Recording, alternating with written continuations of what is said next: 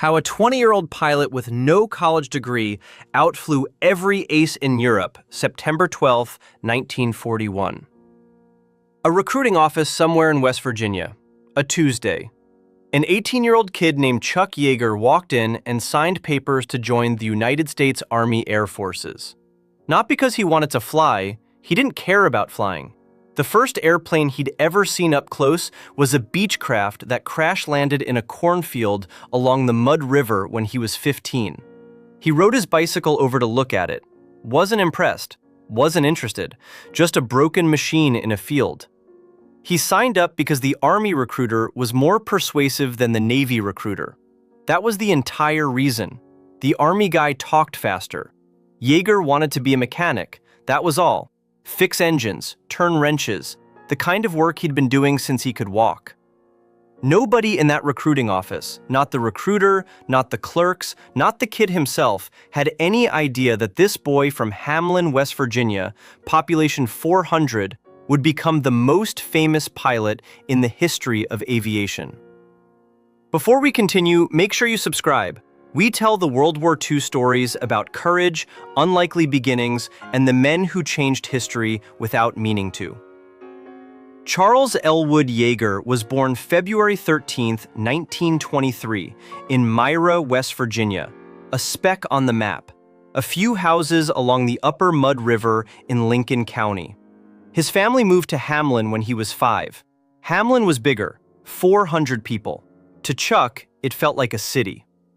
His father, Albert Hal Yeager, drilled natural gas wells for a living.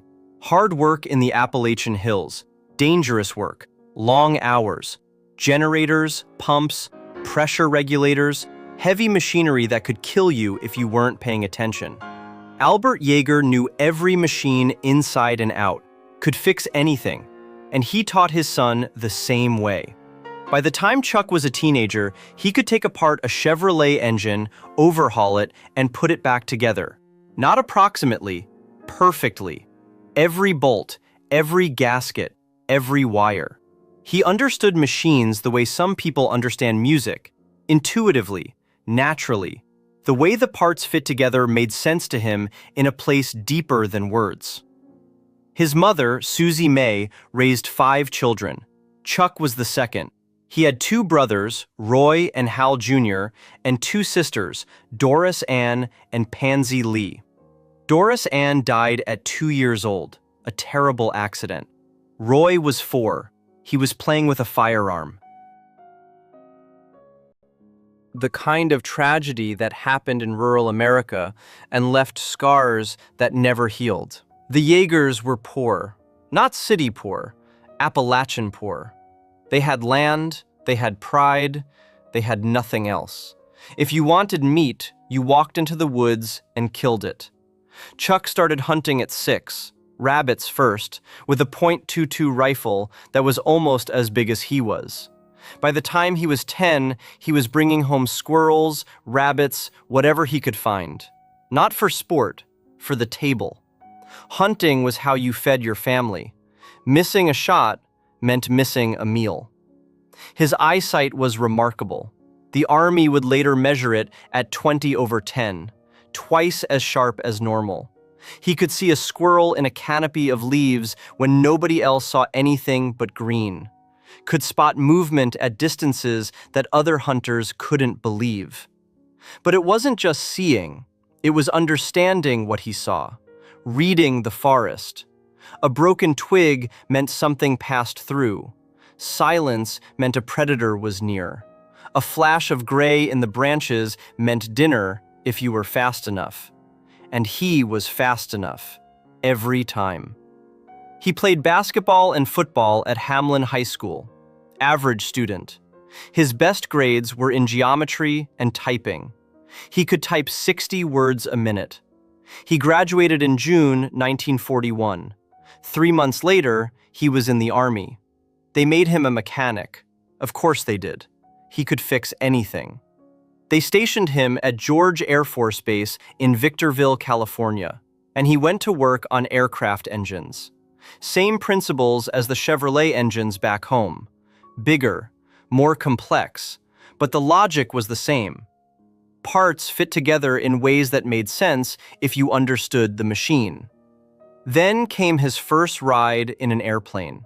He was crew chief on an AT-11.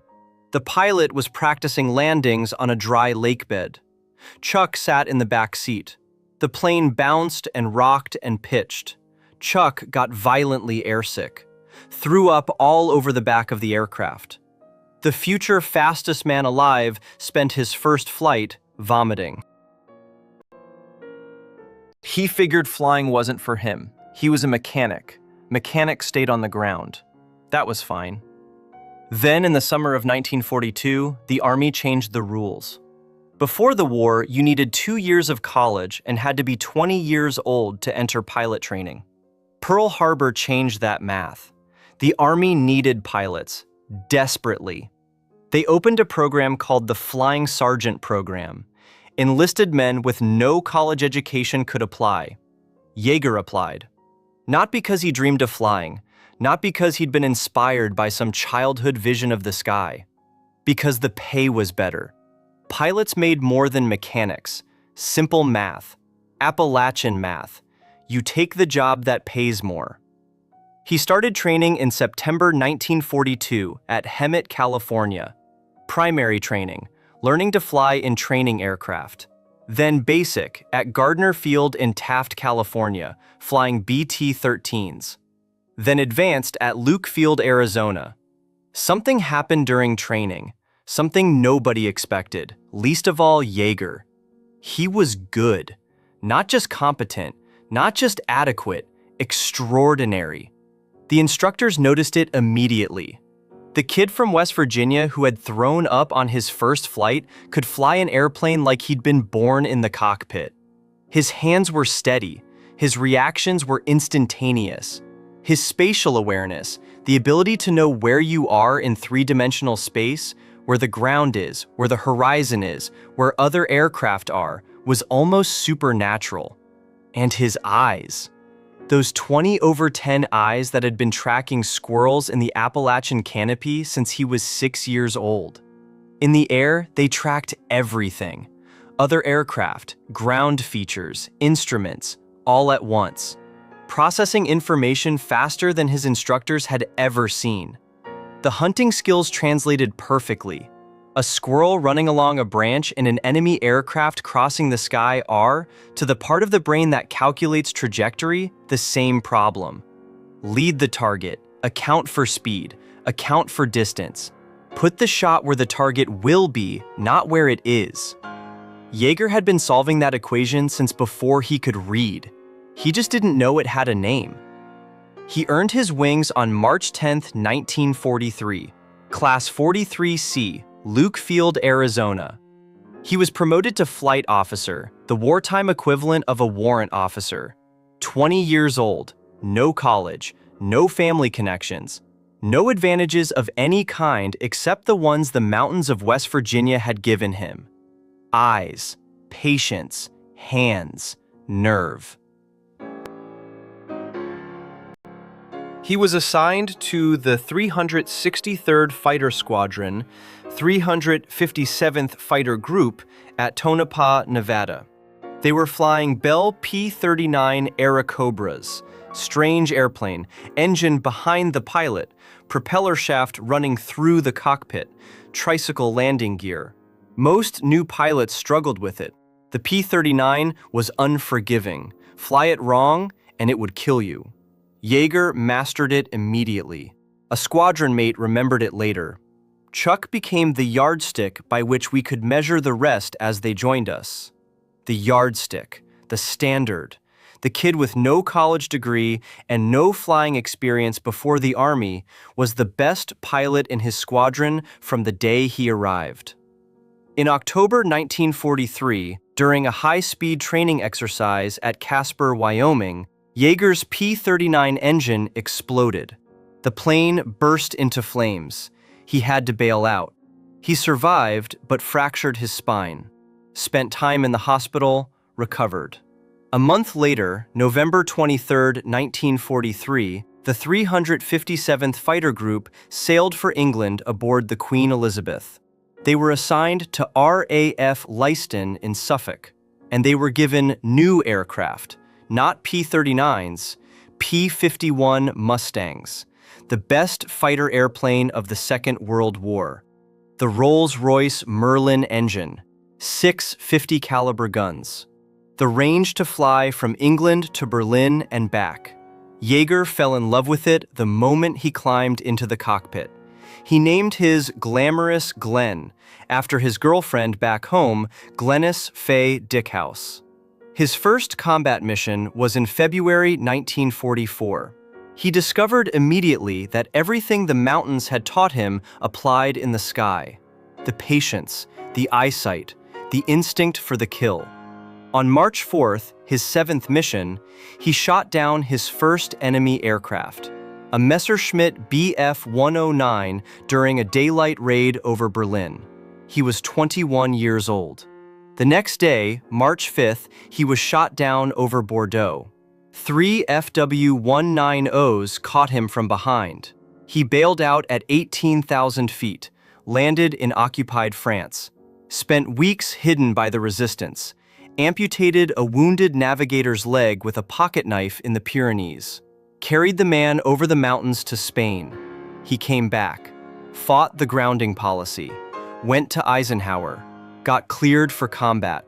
On October 12, 1944, he destroyed 5 Messerschmitts in a single mission over Steinhuder Lake. Ace in a day. The headline in Stars and Stripes: 5 kills vindicate Ike's decision. On November 6th, he shot down an Me-262 jet fighter, the fastest aircraft in the world. Caught it landing, dove through a wall of flak. One burst at 400 yards. On November 27th, 4 more FW-190s in a single mission. 64 combat missions, 11.5 confirmed victories. Silver Star, Distinguished Flying Cross, Bronze Star with a V for valor. The kid who signed up to be a mechanic. The kid who threw up on his first flight. The kid with no college degree from a town of 400 people. After the war, he chose Wright Field in Ohio for his posting, close to home, close to Glenys, who was pregnant. His high number of flight hours and his background as a mechanic qualified him as a test pilot. Colonel Albert Boyd, head of the Flight Test Division, noticed him, watched him fly, said later that he'd never seen instincts like Yeager's. When the Bell X-1 project needed a pilot to break the sound barrier, the Bell Company's test pilot demanded $150,000. The Army said no, they'd find their own pilot. Boyd picked Yeager, not a college graduate, not an engineer, not a scientist. A 24-year-old from West Virginia who understood machines and flew by instinct and had never turned down a challenge in his life. October 14, 1947, Muroc Army Airfield, the Mojave Desert. Yeager climbed into the X-1 with 2 broken ribs from a horse riding accident 2 nights before. He hadn't told the flight surgeons. His arm couldn't reach the hatch handle, so he used a sawed-off broom handle to pull it shut. Then he flew at Mach 1.06 at 45,000 feet. The sound barrier, broken, by a man who had never set foot in a college classroom. Yeager never got a degree, never needed one. He once said that he learned more from his father's gas drilling equipment than he could have learned in any university. That understanding machines, understanding physics with your hands instead of your head, was worth more than any diploma. He was probably right. The boy from Hamlin, the mechanic, the kid who got airsick, the hunter who never missed. He flew faster than sound because everything in his life had been leading to that cockpit. The squirrels in the canopy, the Chevrolet engines in the barn, the patience of the mountains, the nerve of the hunter. The stubbornness of a family that didn't quit. No college, no connections, no advantages, Just the best eyes, the steadiest hands, and the hardest head in the history of flight. If you came from nothing, if you had no degree, no connections, no advantages, could you have done what Yeager did? Could you have talked your way from a mechanic's bench to the fastest airplane ever built? Let us know in the comments. And if you want more stories about unlikely beginnings and the men who